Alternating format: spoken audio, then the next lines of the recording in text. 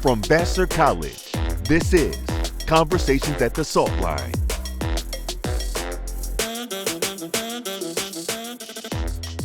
On this episode, a conversation with Dr. Mildred Johnson.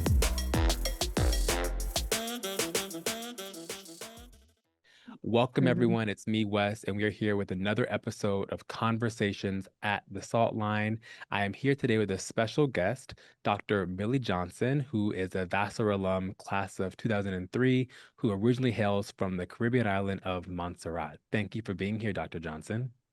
Oh, it's a pleasure. It's an honor and a pleasure to be here. Thank Oh, you. well, thank you for being here. And I Mhm. introduced you as a Vassar alum from the class of '03, which I have to say, I believe you are our first podcast guest who has been from the class of '03. I say that explicitly because the class of '91 has Mhm. happened to have many podcast guests. And so they remind me whenever I see them on the road, "In '91, we are the podcast special class." And so you are a first, and that you're trailblazing for the class of '03. All three. That's awesome. Well, I'm so honored to be from that class. I think it was in 1999 that I was attending Westchester College. After a nun, an old retired nun, encouraged me to go back to school. She said, because I was the time I was in my 40s, and she said, you are so good at so many things. Why Wait, didn't she let's go back pause. to Hold on, Dr. Johnson, let's pause because you have an incredible story, and I know part of this story, but I want us to tarry on parts of it so people can really understand sort of your journey. So you graduated Vassar in '03. You just mentioned that you were at Westchester Community College in '99, but you also mentioned that you were having a profession as a nurse before that. So take us to before Westchester Community College, sort of contextualize who you were, what you're doing, and how you got to Westchester Community College. Wonderful. Most times I don't get to start there, but that was a beautiful journey in my life. I came to this country in May of 1983, and worked in different jobs, J.C. Penney, different places, until I actually decided to go back to school, and I decided on nursing. I was fortunate. I did my CNA certificate very quickly, so that's certified nursing assistant, and then I got a job to working in a nun with nuns in Marymount Convent in Tarrytown. Mm. And it was there that I actually went back to school to get my LPN license. So that's legal practice in nursing, right? And I said, okay, I'm in the nursing world. I'm going to stick here and work here, keep its job, career. And so I worked for 11 years in that establishment as a nurse, night nurse, day nurse. And then but during the time I met Sister Thomas Hanrahan. She was a time 90 years old when I met her. Very smart old lady. And then we used to do some performances on stage for the nuns at Christmas time. And I would always write those performances. And I would say, so I dedicated them to her. So one time I was taking care of her, and this is actually a year before she died. She said to me, "You got to promise me one thing. You're going back to school." I said, "Well, what will I do? I don't really want to go any further in nursing." She said, "Just go back to school and explore." I said, "Oh, I didn't even think that's a possibility." Okay. So I just applied to Westchester Community College, and I said to her, "I'm going to do liberal arts." And she was so overjoyed. That lady, every day came back from school, she was asking me, "What happened? What happened? What did you do? Did you get homework?" So it was really an exciting time for her, but it also lit me up because liberal arts courses, I didn't know what that is. Nursing is a different take, you Sure, know? it's very discreet. This great, yeah. So then I joined the radio station at Worcester Community College, and so I was very active because I love school. All of a sudden, I love learning. I was Right. so excited to learn all these different things. So I did that. I joined the. And I I say should that. say, and I should say too, just because I'm hearing your story, I think the beautiful part about you loving learning also is that you had someone, I forgot her name, but the nun who was sort of on the learning journey with you, and that she was sort of asking you frequently, Yes, how did you learn? What were you doing? What were you excited about? And I think that's always a very special part of learning process and learning in community with others. Absolutely. She and several other nuns as well will follow my journey. You know, I will always want to hear from me at night when I'm working about my day, about my college class life, and all the different things that happened at Westchester Community College was unbelievable. And during that time, I met a professor called Professor Cohen, and you know, she took to me, and the fact that I love to write and wrote poetries and different things like that. She said, I've got to be your mentor. You've got to come, you know, I asked for me to be your mentor. And I said, okay, I will. And I said, but you say I'm an adult student, right? I'm a 40-some-year-old woman. And she said, I don't care. I just want you to be my mentor. So during that time, she said, I know of a program I think you will fit in very well. I said, what's that? She said, it's called Exploring Transfer Program, and it's with a college called Vassar College. Well, I had no idea what Vassar College was. I had no idea about anything except that I know I was going to follow the lead of my mentor and go to Vassar College, go to the apply to the program. Yeah. I was accepted, and the summer of 1999, I was told that, you know, you have to go there to live for you know, for that period of time. I said, oh, on campus at that. So I got into the program and was there with some incredible people. I think our class was maybe some 30 something And can I students. And can I just pause you and ask you a question in this part of the story?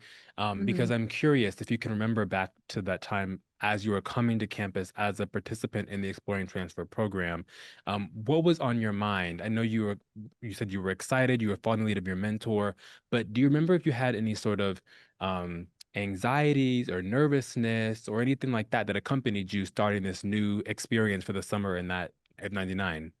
Of course, I was nervous. As an adult, I wasn't nervous because of all the work or what's ahead. What I was nervous about is I'm an older woman. Am I going to be in classes with young people? How would they accept me? Would they, you know, and the fact that I am from the Caribbean also had a little bit to do with it because I do have an accent. And I also, my education at Westchester taught me that I look at the words that I say sometimes as pronounced differently. And plus the fact that I spell like some of the words different. So like word color, right? I always put a U in it. So for me, I was thinking that all of that how do I translate, you know, or remember all of that? Because that's how I was raised, right? The British system of education. So when I got to Vassar and I met all a majority of them were younger than me. So I met a lot of, you know, the 33 students that were there, except for about 2 or 3 people my age. One of them was a man he was my age, so he was not that young, but he was in he was in combat. He was a vet. A veteran. A veteran, and he was he was on the streets for 10 years. He was a homeless man after he got out of the I think it's Vietnam. When he came back, he ended up was addicted to cocaine and stayed on the street for 10 years. And someone met him, cleaned him up, and he went to school in Brooklyn, one of those the local colleges there, and he got into Vassar program. So that he became a friend of mine for life. I mean, it was really an incredible program because we were because we are the same age, we wrote each other, you know, we worked with each other a lot during that period of time. And so my learning was I was just marveled at the fact that I could learn to build a utopia. Mm. And I want to come back to that concept because that's a beautiful concept. And just to contextualize it for those who may be listening but might also be unfamiliar, can you describe in your words what the Exploring Transfer program is and was? So what's the structure of the program? What is the purpose of the program? Just I would love to hear you reflect on just the context of that program you were participating in. Okay. So I'll do the context and then I'll do the lived experience there too, right? Perfect. But when we were introduced to the program, we were told that we need to do 3 classes, but they were going to be we're going to do them in a short space of time. So they're going to put them all together. But they are going to be harder than anything we've ever experienced. And they're more innovative and more creative and stuff. And I said, okay. And so all of a sudden, that's when I got nervous. I said, oh, okay, we're going to add some stuff to this. The classes were just that. I mean, they were on topics that I never thought to explore before in my life because never exposed to it. And that one of them, the geography classroom, was just unbelievable. I love the urban studies. And then we visited different communities in the geography classroom. That was really great. Utopia community, there was a community upstate in Poughkeepsie that were all to themselves. So learning about the fact that they can do that in America. This is the kind of country where you can come from Germany, build your own utopia and stay there, community where everybody in that community work together and, all that stuff. And they made their own wealth by building toys. So I remember I would never have known about this had I not been in this program, because who teaches that, right? So that class plus the other scientific courses that we did, I can't remember all of the work we did, but the experiences, what I gathered from that is that I had to start thinking for myself and thinking outside the box in life. And so I wrote my papers with just a lot of fun and marvel at everything. And I wasn't nervous about writing them because I was learning the things I need to write about. But what I had difficulty when was the editing of my papers. So every time I would write a paper, I was told that my English was different. And I would say, how is it different? I speak English. But they said, well, the way you write it is from a British perspective. So I said, you're telling me that there's a British way of writing and there's an American way of writing. And I need to learn the American way of writing. And they told me, yeah, that's what we're saying to you. And at first I was annoyed. I was like, it's English though. Why can't I write that way? But I had to adapt. And I went to take a few classes from the center, the student center, to learn how to turn. And I called my mentor from Westchester Community College, Dr. Cohen, and I said, Doctor, yes, I said, please, can you show me, help me edit my paper to show me the ways I write, how I should turn it around. And it worked. I mean, by the end of that, I think it was 4 or 5 weeks. It was a short space of time. We crammed a lot into that space of that time. And I was able to write papers that I never thought I could write. And not that I had to get accustomed to not just 2, 3, 4, 5 pages, but 15, 16, 17 pages of work on one topic, but it was that amazing experience that I loved it. And I couldn't stop talking about it to my family and friends that I'm doing this type of work at Vassar College. But you said earlier that one of the things in your word, maybe you got it from the course you were taking at Vassar, was that this program in part helped you recognize that you could create your own utopia. And I just wanted to sort of reflect on that for a moment and sort of hear you reflect on that, because I think it, of course, sounds sort of cliche, but it's true that sort of a love of learning in that way does allow you to create a life for yourself. Tell me about that for you at the Exploring Transfer program. Yes. At that point in my life too, I was actually just getting over a divorce.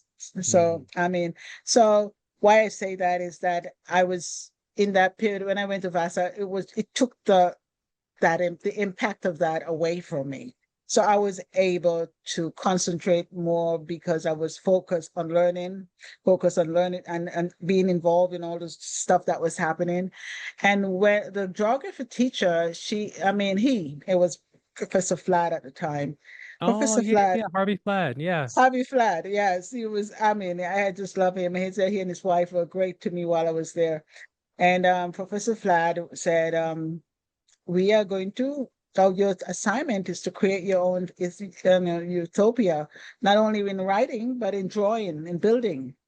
So we had to build a project and build what it looked like. And I remember thinking, oh my goodness, there's so much in the world I want to do, so many places I want to go, so many people I want to help.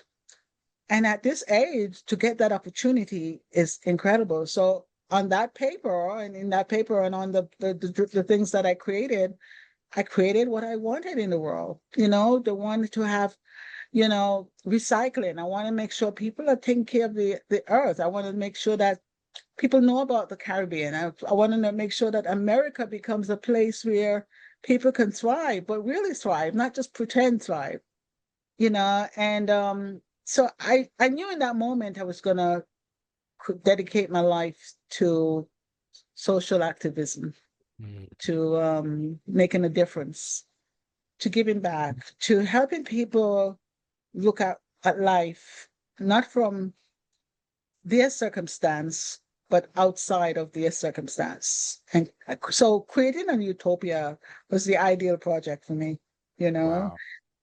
and I just remember acing that. As a matter of fact, I was made the valedictorian or whatever. There was the male version and the female version. Used to get around.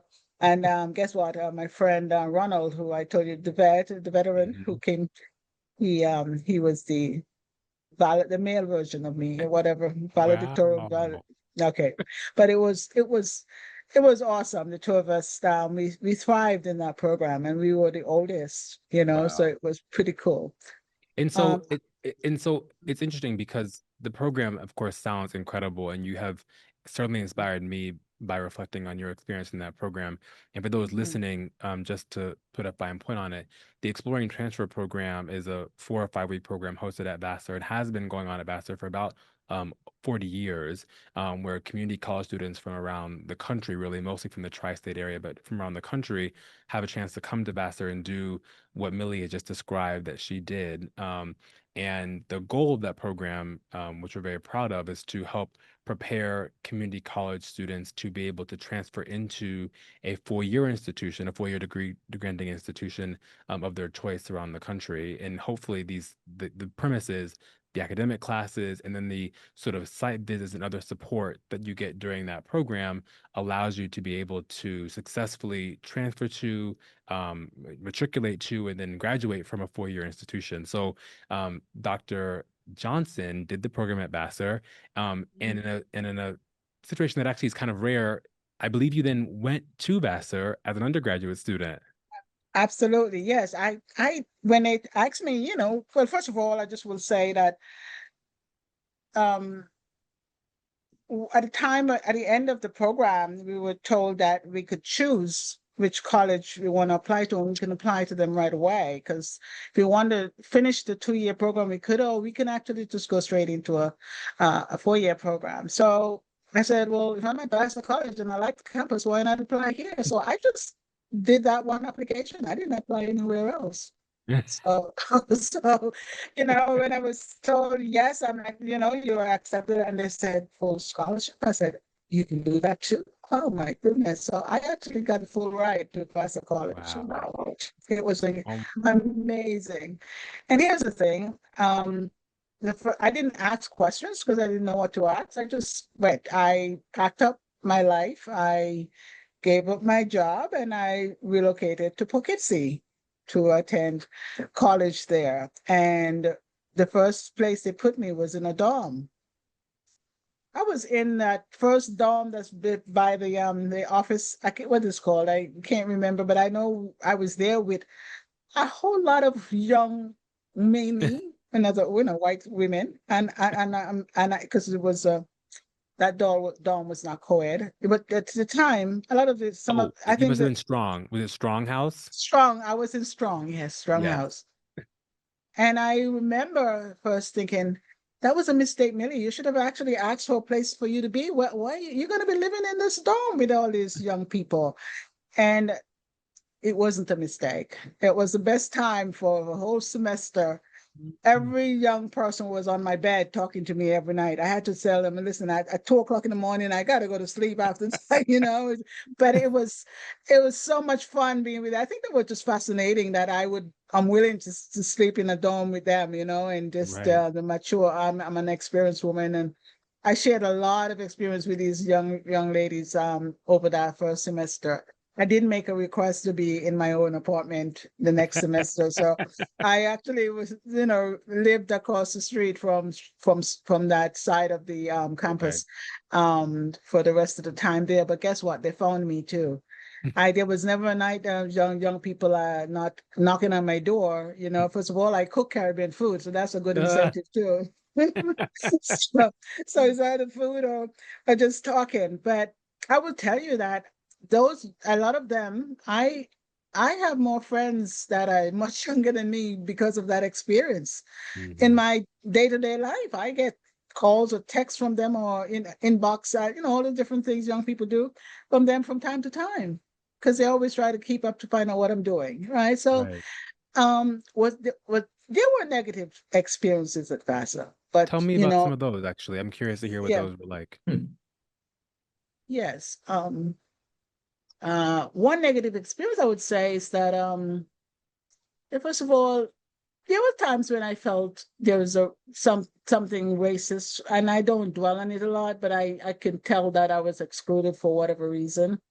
But what I would say is the Exploring Transfer program was rough from the dorm itself, and the heat, the summer. It was most uncomfortable a lot of the time. So we had that experience of living in the dorm. But I also had experience of people ignoring me and being the only person. Sometimes I'm in a class when I went to start at Vassar College and I attended different classes, I'm the only person of color in that classroom. And it wasn't a problem because I don't deal with that. I'm a grown, so I focus on my lesson and what I need to do. But there are times when the experience made me feel uncomfortable because you can tell that I am not chosen for certain things and all of that, And I said to myself while I was going through that experience, I said, the way to combat this is to simply be you and do what you need to do for yourself anyway. So one professor I remember said to me, first of all, your English is terrible, and you're not going to pass this English course because your English is terrible. And that was the first thing he said to me. And I remember I felt down about it for a while, and I said, you know what? What I can do about it, I can beat that conversation. I'm gonna get my English where it's supposed to be. So I took classes. I went to the center to take classes. I went back to Westchester Community College and took classes. When I said took classes, I really literally sat for people to tell me one way, how to write. Because basically, I'm writing, but I put a lot of words in it. That's what they say. You have just two verbs. Yeah. And the same professor who said that to me at the end of my time there, in that semester, I got a full A+ in her class. She asked me, what did you do? Because she's never seen anybody turn around at a C to an A+ before. And I said, I just went back to school. I had to go back and learn, meaning relearn how I learned English. And then to know I become one of the pros, right? Because now I write that way, but and I can also write Creole. I can also write in my, in a British way of it, because that's what I learned. So it while it was a negative, it was also a positive, because it forced me to reckon with myself and to not let that impact my performance at Vassar College.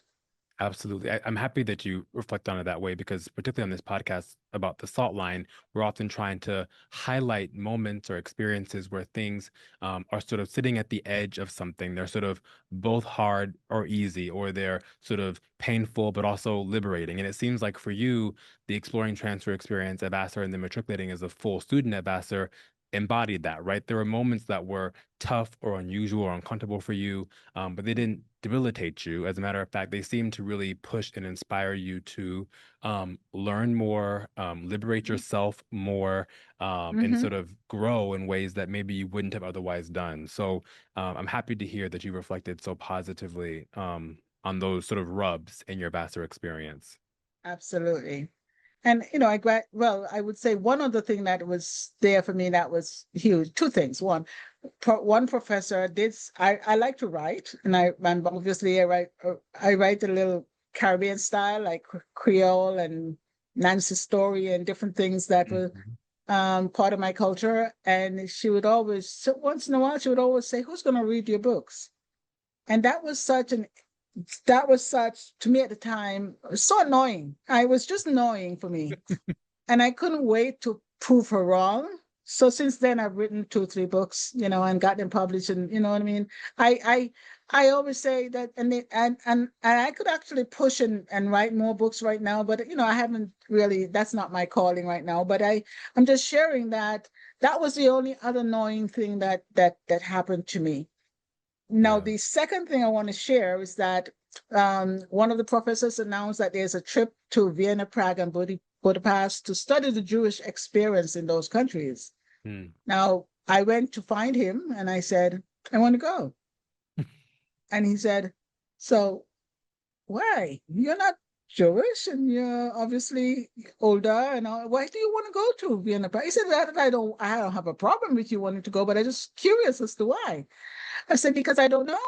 And that's where I want to go, because I don't know what I don't know about those countries. So if I have the experience to go to those countries and learn what I don't know and become learned, then I've done what I need to do in this college." And he said, "My God, that was so cool." He said that. So he said, "Do me a favor, you have to write an essay and turn it in to say why you want to go."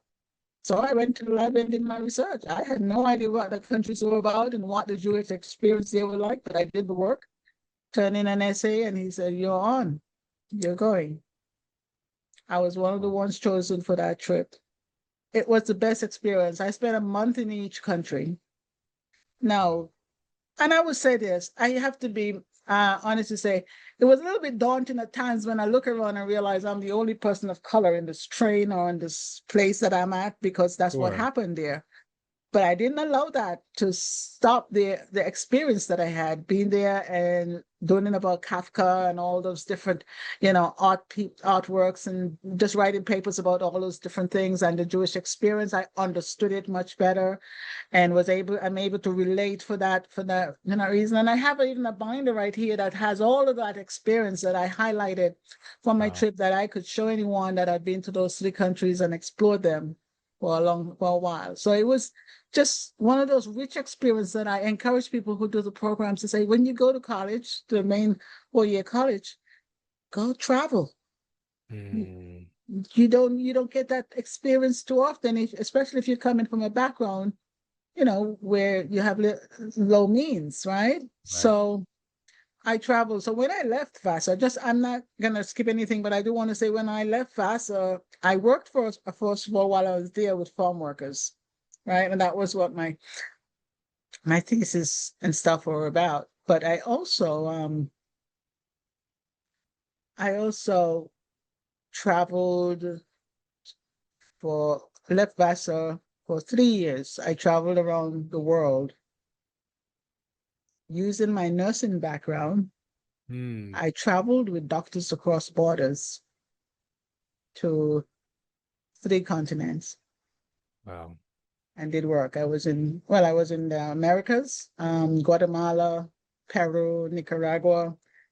I was there, did work with maquiladora factory people, with women and, gynecology. I'm also focused on women's standpoint theory from Vassar. Vassar's learning was incredible, and also women's gynecologic reproductive rights. So I did a lot of work there. And then I went to Africa, did Yoruba, was in Uganda and Johannesburg. And then I ended up going back to Europe, but this time, I went to New Zealand. Okay. And I don't know if most people know that in New Zealand, there's the Maori people, the Maori tribe. And there's a woman there that was very controversial. Her name was Eleanor Bonko. And she had some issues going on around women's reproductive rights. So I became her assistant for a period of 6 weeks in New Zealand, working with the Maori people.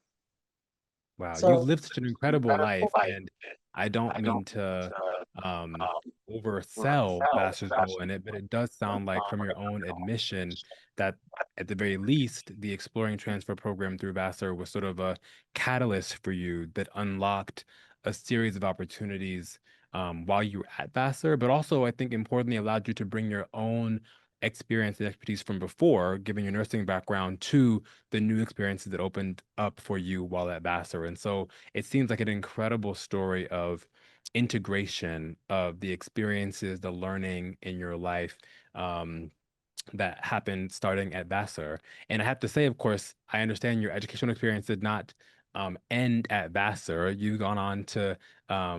to have earned and received a couple of Mhm. master's degrees from Johns Hopkins and a PhD from the University of Chicago. So we're but a little blip on your educational journey, but I hope that Exploring Transfer is a an outsized blip, if you will, along the It path. was, well, I tell everyone it was a catalyst because had I not, well, I would say Westchester Community College also got to get some credit because Of that's where course. I did liberal arts, and liberal arts is what opened up my mind to studying what that happens around the world, different things, global perspectives, speaking on a radio station every day about something radical or something, that was what I was doing. But then I got to Vassar and then expanded my view. So for me, marrying my traveling and with what I was learning and making that bold request because I wasn't studying Jewish heritage, Jewish studies at Vassar. That wasn't what I was there for. I mean, Right. there what I was interested in, but I became interested because I actually realized that as an area of life I knew nothing about. Mm, yeah. And I could actually make it mean something. So no, I do because I can tell you what I do for my life is a reflection of all of that work, Yeah, right? it's so amazing. It's so amazing. Yeah. And unfortunately, if you will, your story is not common, particularly as it relates to community college students. I was just reading an article in Inside Higher Education from about a year ago in 2024 that said Mm. only a third of community college students in the 2016-2017 academic year matriculated from a community college to a four-year institution. And of that third, only 48% ended up graduating from that four-year institution, despite the fact that reports say 80% of community college students say they intend to transfer to and graduate from a community college. And so your story is beautiful and it's amazing, but it certainly and unfortunately is not the norm. And it seems to me that in part, your story is advocacy or a testimony to the importance of programs like Exploring Transfer that contribute to the process of preparing students in community colleges to feel comfortable, able, and ready to make that leap, if you will. And so, our hope at Vassar is that other institutions, model programs like Exploring Transfer to create even more opportunity for such a transition, like Vassar's did for you several years ago. Absolutely. I'm a strong advocate for an exploring transfer at every four-year college that would make a difference. I mean, and vice versa. And why? Because while at Westchester Community College, the curriculum was great and my learning there was great. But what I got was a mentor. That was the first thing that made a huge difference to me. And second, I was open, coachable because, and that's what I said to with community college students. I said, be coachable, be Mm, open to ideas. You don't have to embrace everything, but whatever moves you, act on it. Now, I was in a position, normally most people at my age at that time would have had children and a husband. Well, I'm not saying it was fortunate that I didn't have a husband, but it just happened to work in my favor at that time, right? And so because of that, I felt free to yeah. explore. And I said, when you're going to college and you're that a young people, just that's what you want to do is explore and then ask what's out there. Because Yeah. I would never have learned about that trip, by the way, to Vienna, Prague, and Budapest had I not overheard one of my fellow students say she's going to those countries. And I say, how are you getting there? Who's taking you? And then she told me how it's done. Find out what's happening and get yourself involved in it while you're at college. And so while I wish that at some point, sometimes I did say, I wish I was younger when I was going to college, because then I would Right. have more time to explore, right? Explore even further. But it's all good because I was able to do it in a way that brought me a career or gave me a career that's one of service. I I'm I love systems analysis. I like to put things together, and it's based on all of that work that I've done, where you can marry in an organization or a business that you're doing, you can marry different things in order to create the results that you want and not what you're forced to do. Yeah. So for me, a community college exploring transfer gives you that opportunity to explore. And if you're not interested after you explore, then that's fine. But guess what? You got the opportunity. So you can't say it's not something you don't know that you don't Right. know. Right.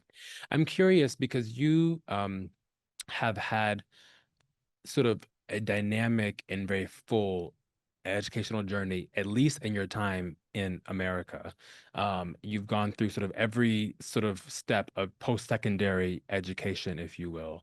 And so, at this moment in time in our current sort of social and political landscape, there's lots of conversation about education. Some might even say education is under attack by different forces, different pressures, different individuals throughout our society. And so I'm curious, as you hear the narratives about education that are often talked about in sort of the public sphere, how do you reflect on them? You've experienced, again, diverse and robustly different kinds of educational experiences. So I'm curious your perspective on our current sort of social and national conversation about education. Yes, and that's a very good topic. I'm glad you asked that question because um, when I was growing up in the Caribbean, the small island of Montserrat, um, it culturally, the only thing that my mother or father would always say to me is, you got to get an education. You've got to go to school. You've got to get an education. So not in those days, not too many people got the opportunity to go to high school even. You have to pay to go to high school.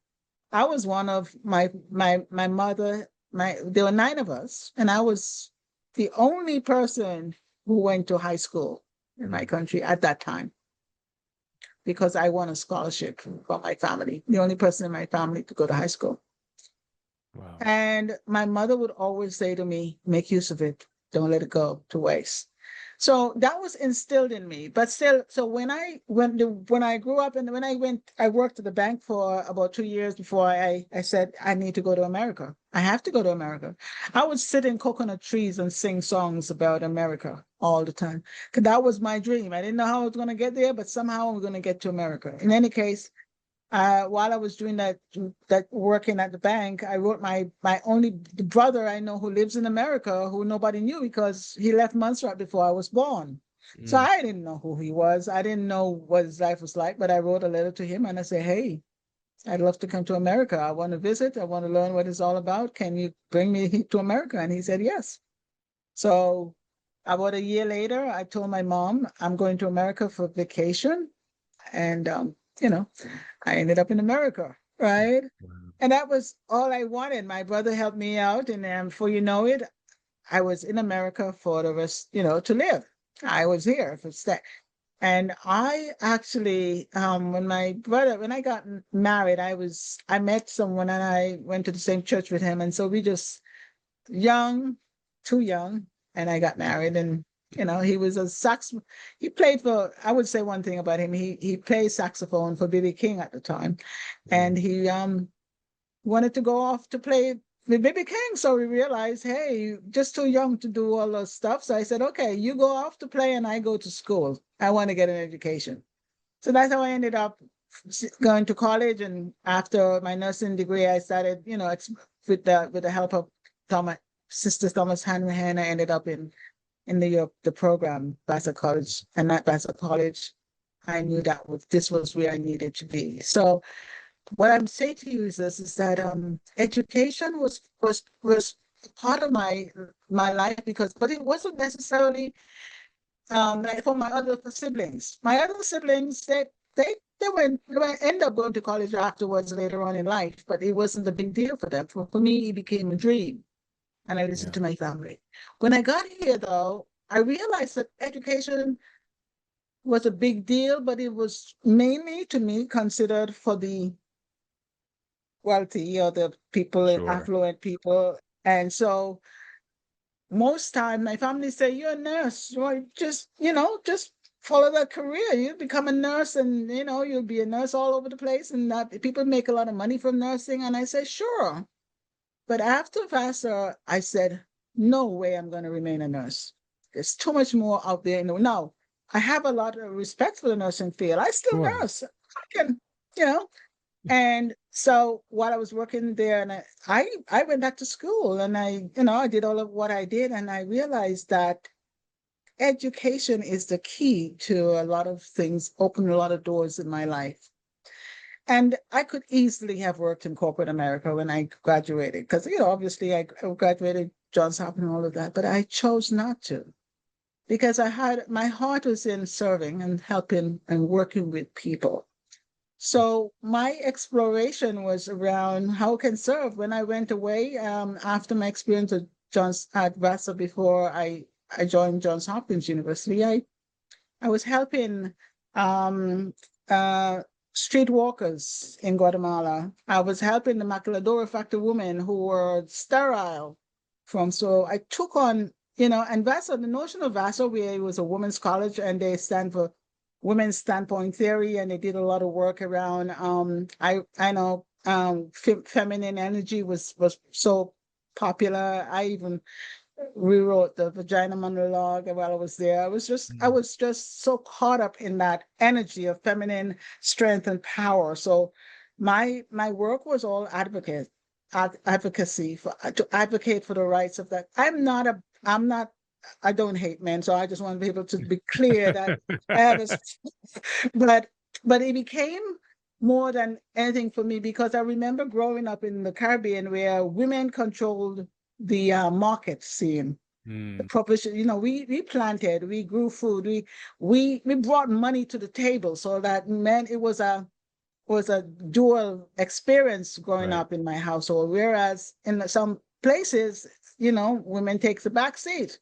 And I said, not in my lifetime. I'm not going to take a back seat. So I ended up doing a lot of things and becoming a really strong advocate for women's rights in underdeveloped countries, so undeveloped countries.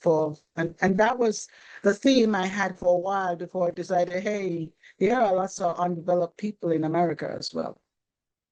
So I Yeah. came back to the United States. Yeah.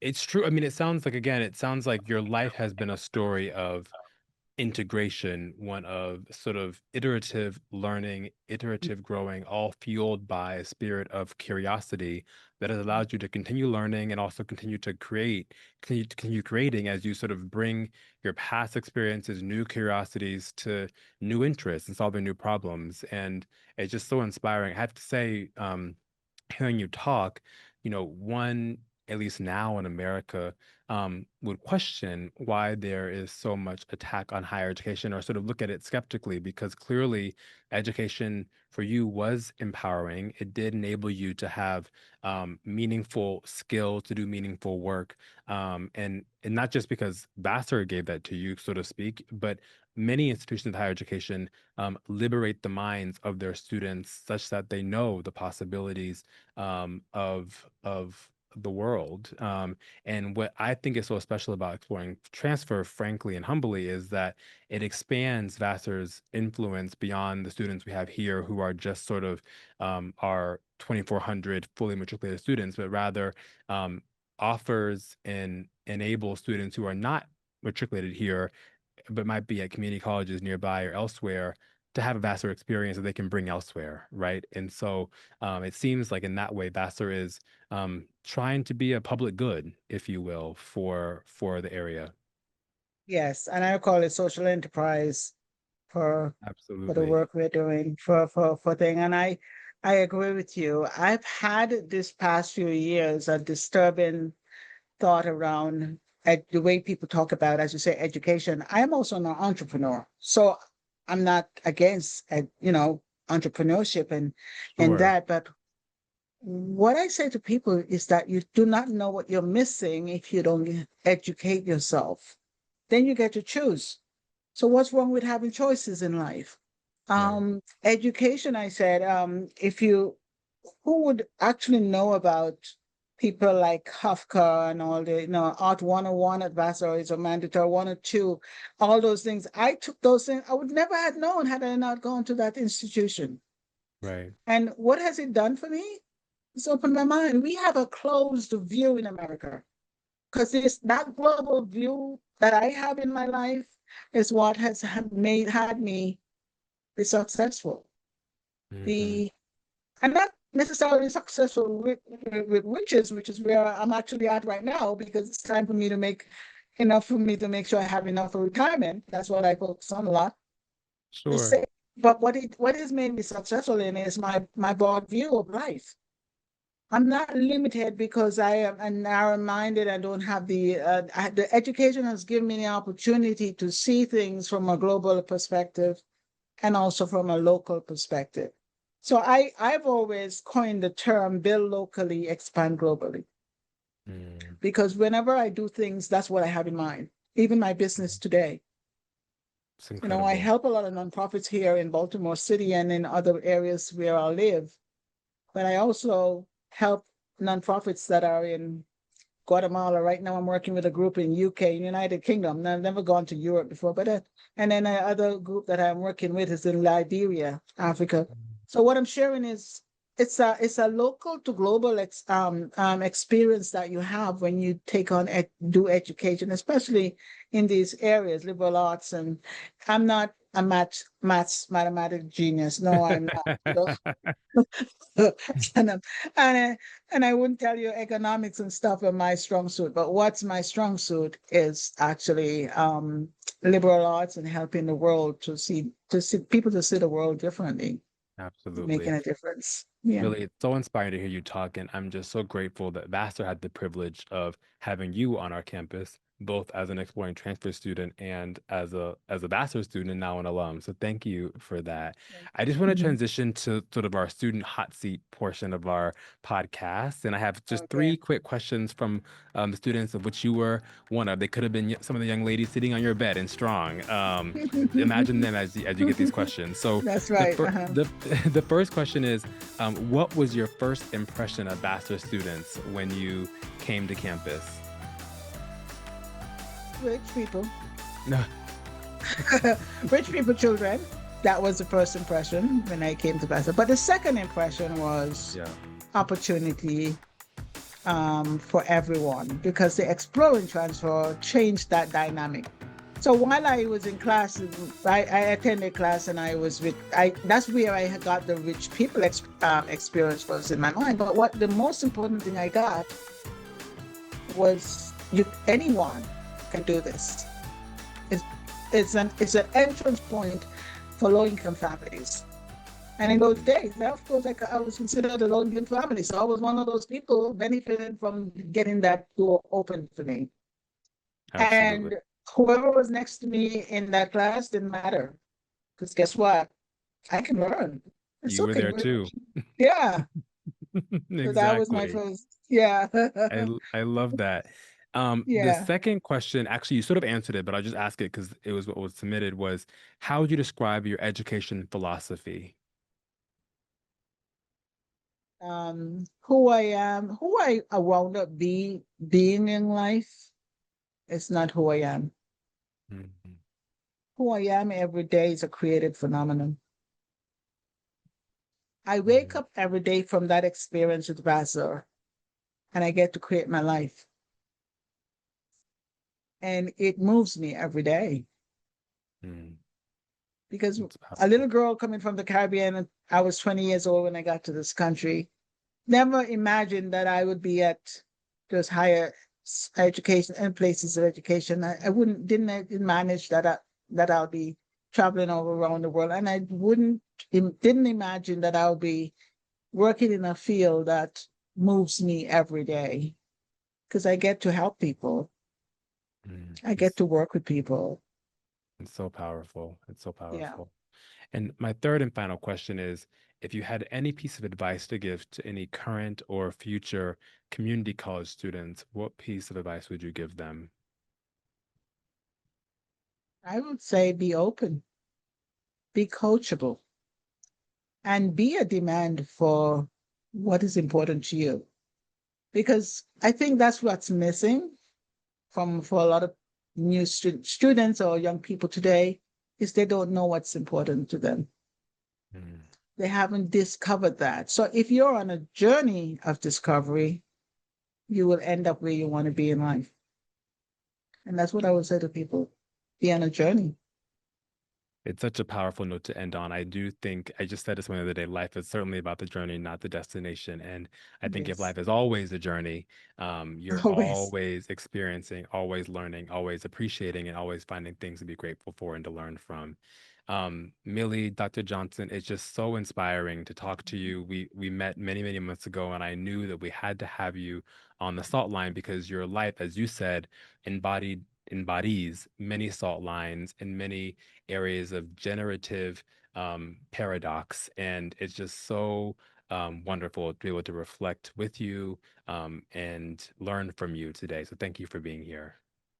You're so welcome. Honor and a pleasure to join you and to be here representing it. I call the Expo and Transfer. That's the beginning of a journey, and Oh, I'm so excited I got to go on it.